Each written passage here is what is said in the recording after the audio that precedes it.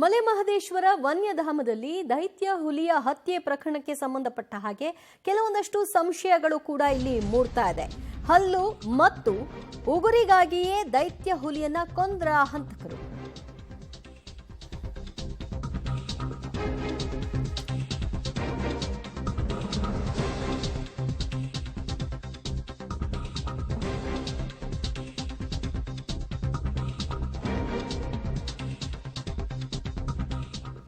ಮಲೆ ಮಹದೇಶ್ವರ ವನ್ಯಧಾಮದಲ್ಲಿ ದೈತ್ಯ ಹುಲಿ ಹತ್ಯೆಯಾದಂತಹ ಪ್ರಕರಣ ಸಂಬಂಧ ಹಲ್ಲು ಮತ್ತು ಉಗುರಿಗಾಗಿ ದೈತ್ಯ ಹುಲಿಯನ್ನ ಕೊಂದ್ರ ಈ ಕಿರಾತಕರು ಅನ್ನುವಂತಹ ಪ್ರಶ್ನೆ. ಕಾರಣ, ಹುಲಿ ತುಂಡರಿಸಿದ ವೇಳೆ ಒಂದು ಹಲ್ಲು ಮತ್ತು ಒಂದು ಉಗುರನ್ನ ಕಳ್ಳತನ ಮಾಡಿರುವಂತಹ ವಿಚಾರ ಗಮನಕ್ಕೆ ಬಂದಿದೆ.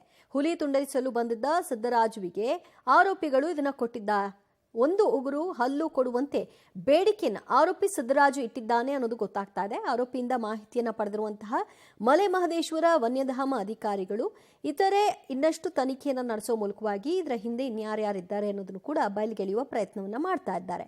ಮಲೆ ಮಹದೇಶ್ವರ ವನ್ಯಧಾಮ ಡಿಸಿಎಫ್ ಭಾಸ್ಕರ್ ಈ ಕುರಿತಾಗಿ ಮಾಹಿತಿಯನ್ನು ಕೂಡ ಹಂಚಿಕೊಂಡ್ರು.